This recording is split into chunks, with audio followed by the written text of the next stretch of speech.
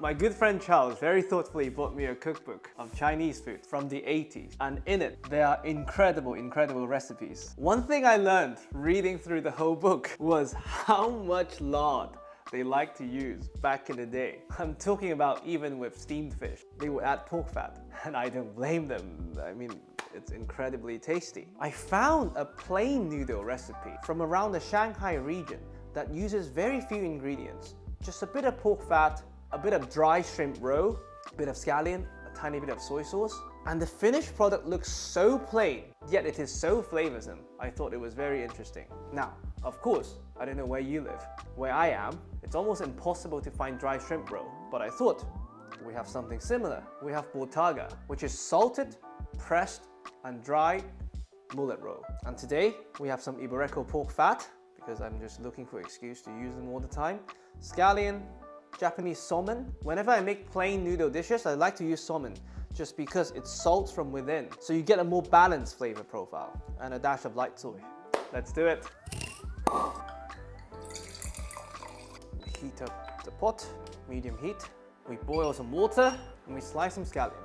For me, this recipe is 1 scallion per person. White part to sweat for flavor, green part to garnish. And quite fine because you want all the ingredients to kind of disintegrate to have this fake plain noodle look. Perfect. Slice the green. This is just for a bit of color and a bit of brightness. Now, once the pot is slightly hot, we add the Iberico pork fat, or just any kind of lard you have. Oh, the smell of the corn. Oh, once that's melted, scallion white goes in. We just sweat it to add a bit of sweetness, flavor. Now, very controversial and will probably piss off your Italian grandmother. I like to add the Bottarga in 2 stages. Bottarga does not like heat. Once it's heated, it almost tastes like a subpar egg yolk, if that's a thing. But by adding a tiny bit now, and the majority later of course, the oil will take on this golden color, which really changes how the finished product looks. So, first round of Bottarga, please don't show your Italian grandmother.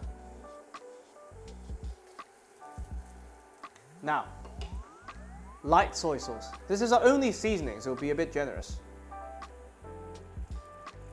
And just like the cookbook says, you always want to cook out the soy sauce a bit, remove a bit of the harshness, and concentrate the flavors. And now, water. You can always top up the water after you add your noodles. So don't be too generous. You don't want to dilute the flavors too much. Noodles, they go in to a separate pot. Just to remove the excess starch, and in this case the excess salt, and literally after just 1 minute, we pass it through a sieve and run it under cold water to rinse the excess starch away. The noodles at this stage are still really firm, but we're going to finish cooking the noodles in the soup for more flavors to emulsify. Now, once this is back to a boil, the first thing I like to do is I like to rinse the bowl I used for the lard, because I want every bit of it, and the noodles go in. Smallest dash of water. And we literally just want to cook until the noodles are softened. And with noodles, always factor in the serving time as well. By the time you've put them in the bowl and brought them to the dining table, you'll probably have another 30 seconds to soften. So it's okay to stay on the al dente side. Now I'm pissing off like 2 groups of grandmothers. And that's it. Stove off, and we can plate.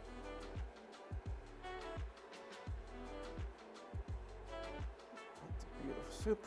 For me, for a noodle soup, the soup has to cover the noodles. Otherwise I panic. At least almost cover the noodles. Now we have the scallion and Bottarga. Round 2. This time, actually for the flavors.